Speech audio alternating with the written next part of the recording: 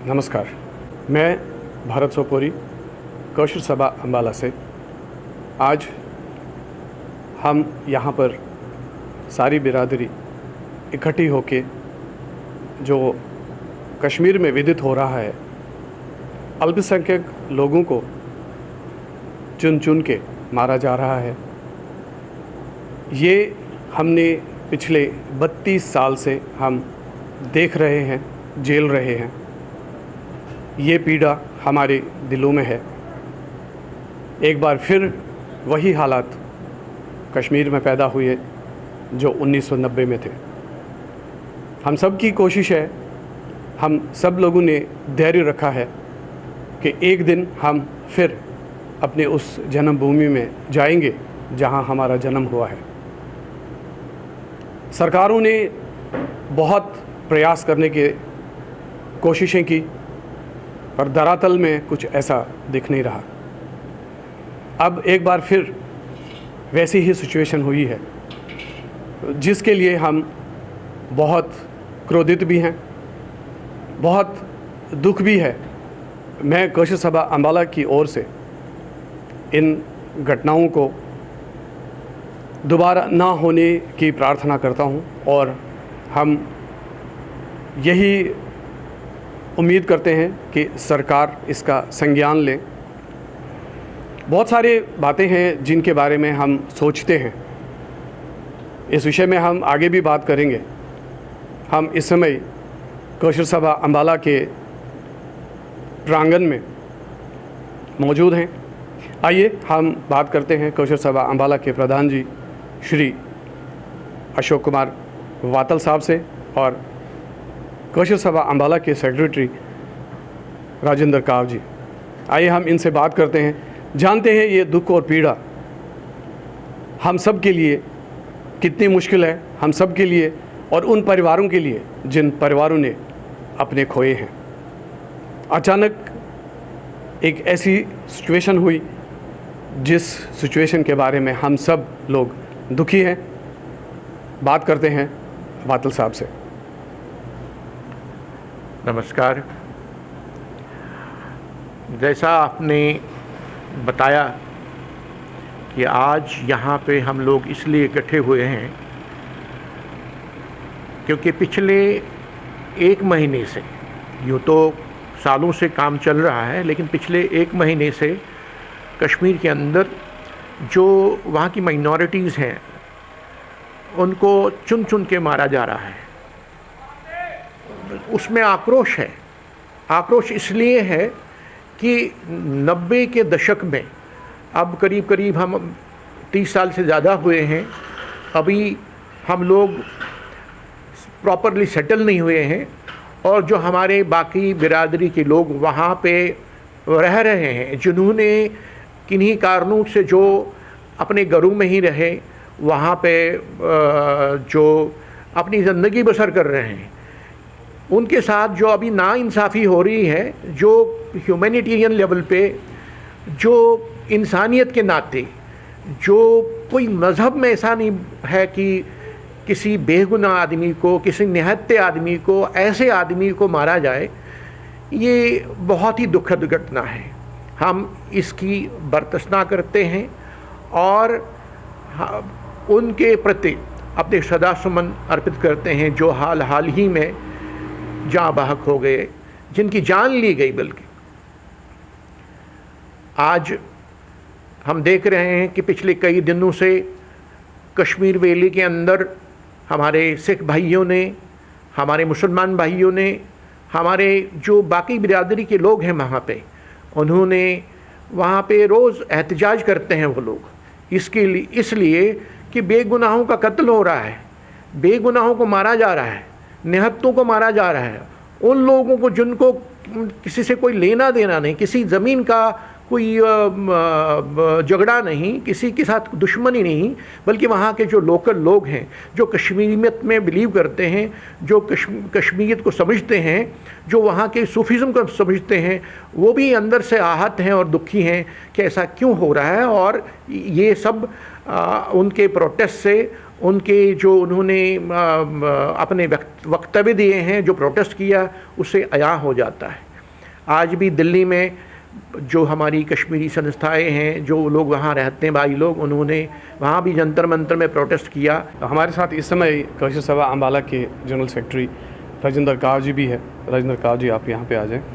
वातल साहब, मैं आपसे ये जानना चाह रहा हूँ कि हमारी जो कौशल सभा अम्बाला है, ये इकाई है ऑल इंडिया कश्मीरी समाज के, और इस समय आज 9 तारीख को दिल्ली में ऑल इंडिया कश्मीरी समाज, रूट्स ऑफ कश्मीर और बहुत सारी जो संस्थाएं हैं, उन्होंने एक रोष मार्च दिल्ली में जंतर मंतर में किया।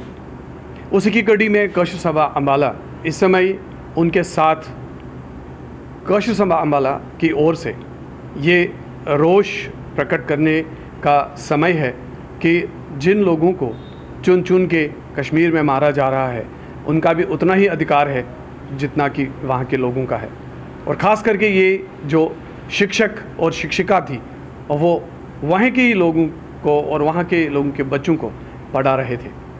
वातल साहब, मैं आपसे जानना चाह रहा हूँ, उसके बाद हम राजेंद्र काव जी से बात करेंगे। मैं आपसे ये जानना चाह रहा हूँ कि ऑल इंडिया कश्मीरी समाज का एक हिस्सा होने के नाते आप क्या मैसेज पूरे विश्व को देना चाहते हैं?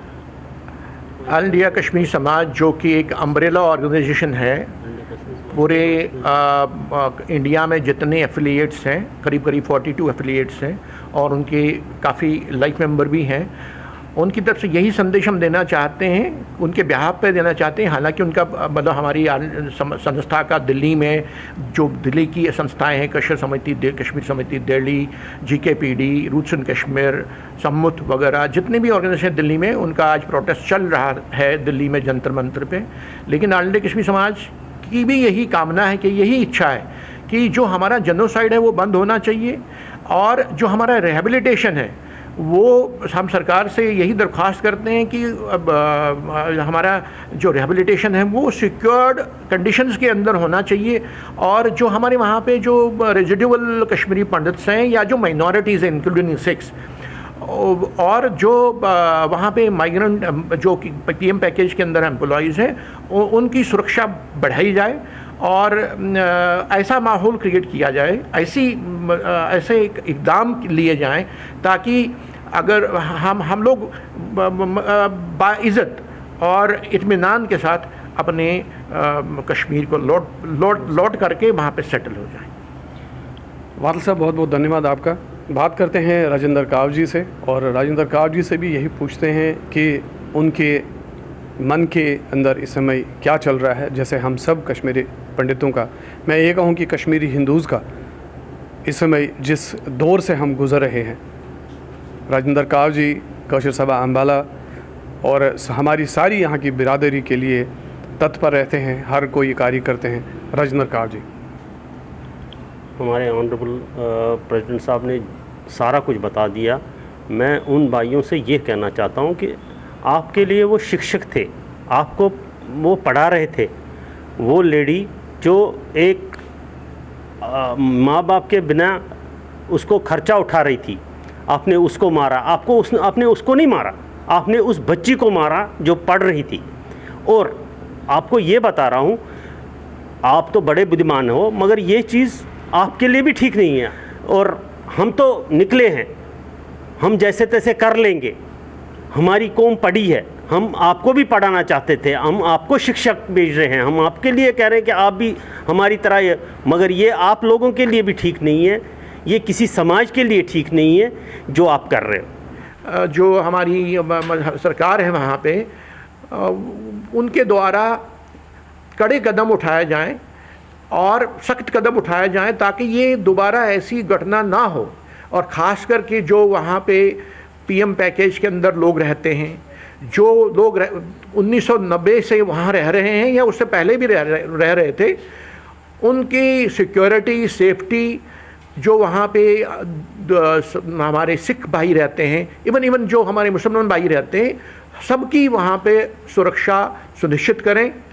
और जो सरकार की जो कामना थी, जो उनका एक मोटो था कि कश्मीरी पंडित्स को वहाँ ले जा कर के रिहैबिलिटेट करें, उसको साक्षात करने के लिए जब तक वहाँ पे प्रॉपर और कंड्यूसिव एटमॉस्फेयर नहीं होगा, वहाँ पे सिक्योरिटी जो अप्लायंसेस हैं वो प्रॉपरली प्लेस्ड नहीं होंगे, और वहाँ पे जब तक हम सुरक्षित महसूस नहीं करेंगे तो हम लोग वहाँ पे एज टूरिस्ट नहीं जाना चाहते हैं। सारे लोग जो विश्व में जो हमारे विस्थापित लोग हो चुके हैं, जिनका जेनोसाइड जारी है, वो लोग जाना चाहते हैं।